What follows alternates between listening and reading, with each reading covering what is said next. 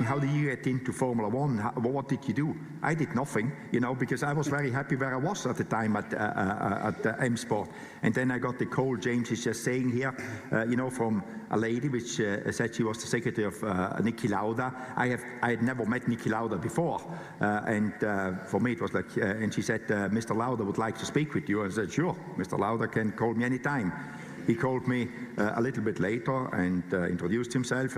Like, I wouldn't know who he is. He had to introduce himself. That was Nicky, very polite, very correct. Said, I would like to speak with you because somebody at Ford at the time, he was the CEO of Jaguar Racing or whatever it was called at the time, had some strange names, but it was owned by Ford Motor Company. I worked for Ford, he worked for Jaguar, we worked for the same company, and somebody gave him my name because he was looking for people for Jaguar F1 team. And he obviously, Nicky didn't, what did we call it? Headhunting. He wasn't headhunting, he was calling people up, That was his style of headhunting. So I said, I would like to speak with you. Can you come to Vienna? I said, yeah. All right, Unfiltered Live will be at the Cadillac Palace Theatre on November 15th, one night only. Guenther Steiner is a former Haas F1 team principal and star of Netflix's hit docu-series Drive to Survive, and he is joining us this morning. Good morning, sir. Can you hear us?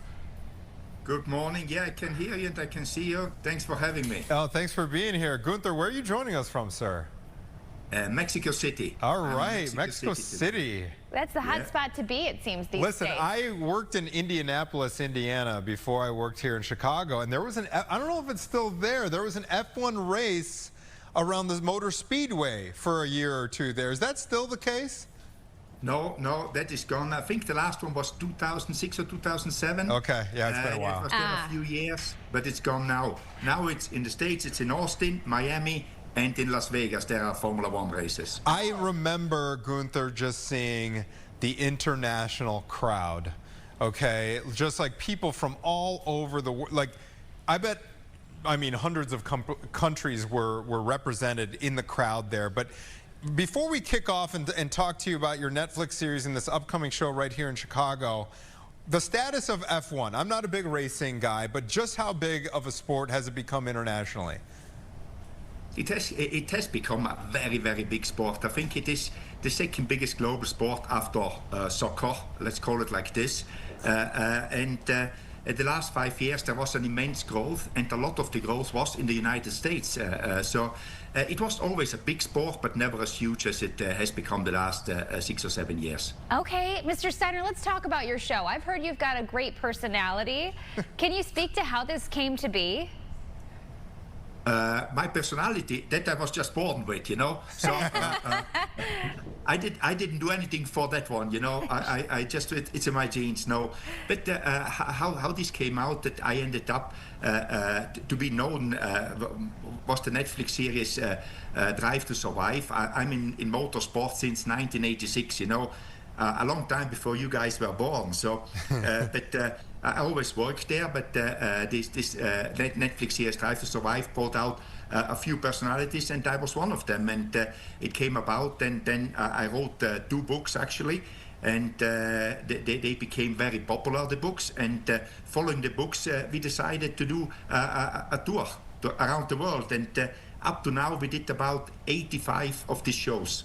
Unbelievable, unbelievable. I want to talk to you about those books then, because as we try to kind of hone in on how this all came about, what were the focus of those books? You said you've been in motorsports since 1986. Is your experience as a driver? Is it a team owner? Is it on the mechanical side of things? Paint a picture for us. I did everything except driving cars. Okay. I did everything from being a mechanic to be a team principal, team manager, everything. So in my books, I never had the intention to do a book. I mean, it wasn't my thing to do, but I was approached by James Hogg, which is the guy doing the shows with me. And he said, hey, let's do a book. And I said, I don't really want to do a biography. Everyone has done a biography. It's quite boring. I said, no, let's do something. Let's do a year of your life in Formula One in one book. And my biggest worry there was that year, when we were planning to do it for the year going forward, nothing will happen. I said, and if nothing happens worthwhile to write about, what are we going to write? He said, don't worry with you, something will happen. And obviously a lot of things happened that year, and that was the first book. And the second book were the last 10 years as a team principal for Haas F1. Let's talk about November 15th, Cadillac Palace Theatre. If someone maybe wants to go to your event and they want to bring a significant other, maybe someone who hasn't watched racing, what would you say to those people and what should draw them to your show? To learn a little bit about me, about my career, about racing. There is a lot of people interested in Formula One in Chicago, and they will get a lot to know about that one, what is happening behind the scenes, and also the show is also opens up for a Q&A session, you know, at the end of the show for 15-20 minutes. I answer questions to the audience, and it's always very strange for me, because you think after 80 shows there is no new questions. There is always 1 or 2 new questions for me as well, and they are the most interesting for me to answer. Okay, we gotta, okay, before we let you go, Guenther, you said you've done 85 of these shows all around the world. What's the craziest question that like threw you for a loop, sir? Whew. I cannot come up. There are many crazy ones, but there is not one which is outstanding. You know, it's like, and no, the most impressive thing, as I said before, for me is you think there's no new questions anymore, and people just come up with new questions all the time. You know, it's difficult to remember them all, so I don't have one specific one. There is quite a few funny ones which I do not want to speak on TV here, you know, but in the show we mention them.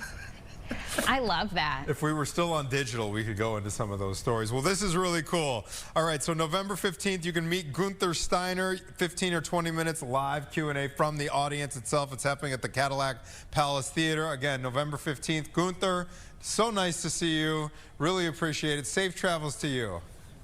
Thank you, guys. Thanks for having me. Yeah, absolutely. Thanks. Good luck.